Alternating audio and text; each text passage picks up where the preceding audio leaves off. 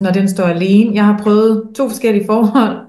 Ja, Det første var hardcore psykisk terror. okay. Der nåede aldrig at blive noget fysisk. Altså han troede med det på et tidspunkt, men det blev aldrig sådan noget. Ja, Øh, men det var vanvittigt psykisk. Altså ja, nedbrydende, nedladende, ja, undertrykkende. Virkelig, virkelig intenst. Øh, ja, og nummer to, der øh, det var en helt anden form for psykisk. Det var meget, meget mere skjult. ja, Ja, og så kom det fysiske. Altså i okay. vores, vi havde sådan nogle, vi havde, hvad hedder sådan noget, vores husholdnings, nej, hvad hedder det, husspektakler, nej, vores kampe, øh, som handlede om hver vores rolle som mand og kvinde.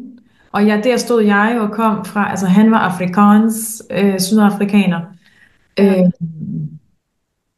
og der stod jeg og kom fra en vestlig verden, vestlig opdragelse, og kæmpede for mine kvinderettigheder, ikke?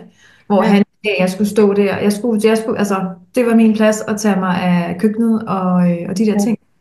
ja, Og ah, det nægtede jeg bare, altså jeg brølede ja, jo. ja. Og jeg var enormt stærk verbalt.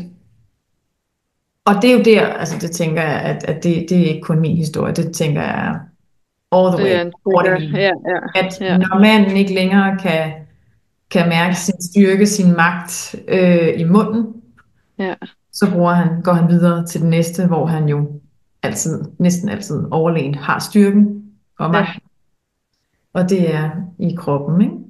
jo.